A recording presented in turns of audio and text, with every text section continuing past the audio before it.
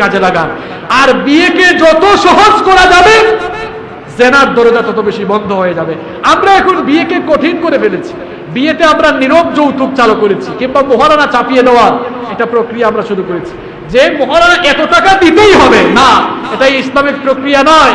একটা ছেলে বিয়ে করবে তার সামর্থ্যের আলোকে সে তার মহারানা দিবে।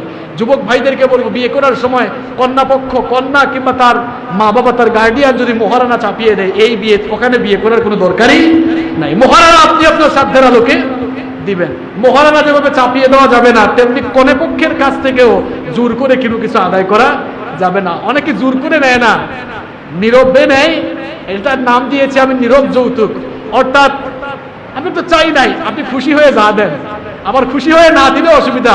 ঘরের মধ্যে কত আলাপ আলোচনা, দেখছো এমন একটা ফইন নিয়ে আসছে, কিছুই দেয় নাই, এরকম আছে না নাই? তাহলে তো বোঝা গেল না দেওয়ায় আপনার মন খারাপ, না দেওয়ায় আপনার মন খারাপ। এমনও বেশ কিছু ফ্যামিলি আছে, এমনও কিছু বাংলাদেশে, এমনও কিছু এলাকা আছে, আমার সিলেটেও আছে, চট্টগ্রামেও আছে, বেশ কিছু জায়গায়, বাংলাদেশের অনেক অঞ্চলে আছে, একেবারে ঘরের বদনা থেকে নিয়ে এসি পর্যন্ত, বাথরুমের বদনা থেকে নিয়ে এসি পর্যন্ত সব জিনিস দিতে হয়। এইরকম সমাজ, এইরকম ফ্যামিলি মনে হয় বাংলাদেশে নাই, চট্টগ্রামে নাই। চট্টগ্রামে আছে। নীরবে, ইচ্ছায় হোক আর অনিচ্ছায় হোক, বিশেষ করে জোরপূর্বক যৌতুক আদায় করা আর কুত্তার গু খাওয়া সমান কথা। যৌতুক নেওয়া, মেয়ের পক্ষ থেকে, মেয়ের পক্ষ থেকে দাবি করে যৌতুক নেওয়া, শুকরের মাংস না, শুধু শুকরের মাংস না, সাথে কুত্তার মাংস খাওয়ার সমতুল্য, ঠিক কিনা? এজন্য প্রিয় ভাইয়েরা, এই কাজটি করবেন না, এই কাজটি করবেন না। কিভাবে আপনি চান যে আমাকে মোটর সাইকেল দিতে হবে?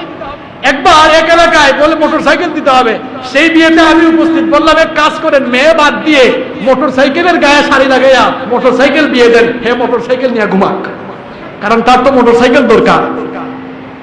কিরকম মানুষ হয়ে গিয়েছে দেখেন। একজন মা বাবা 18 বছর 20 বছর একটা মেয়েকে কলিজা ছেঁড়া মোহব্বত ভালোবাসা দিয়ে একটা মেয়েকে লালন পালন করে, তার কলিজা ছেঁড়ার ধনটাই তো আপনার কাছে দিয়ে দিল।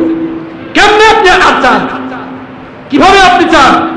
এই টেন্ডেন্সি, এই ছোট লোকি মন মানসিকতা পরিহার আপনাকে করতে হবে। ইসলাম এটা শেখায় নাই, ইসলামের শিক্ষা এইটা নয়। আমরা আজ সমাজে যে প্রথা চালু করেছি, এই প্রথাই ইসলাম চালু করে নাই। এই প্রথা সমাজের কিছু মানুষ এই প্রথা সৃষ্টি করেছে, ঠিক কিনা? এই প্রথাগুলোকে ধ্বংস করে দিতে হবে, বাদ দিতে হবে, বিয়ে শাদীর প্রক্রিয়াকে সহজ করে ফেলতে হবে। তাহলেই সমাজ থেকে জেনার রাস্তা বন্ধ হয়ে যাবে।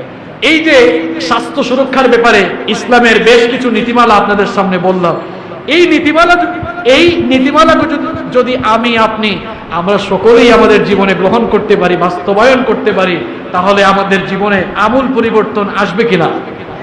পরিবর্তন আসার পাশে আমরা একটি সুস্থ, স্বাভাবিক এবং সুন্দর জীবন লাভ করতে সক্ষম হব।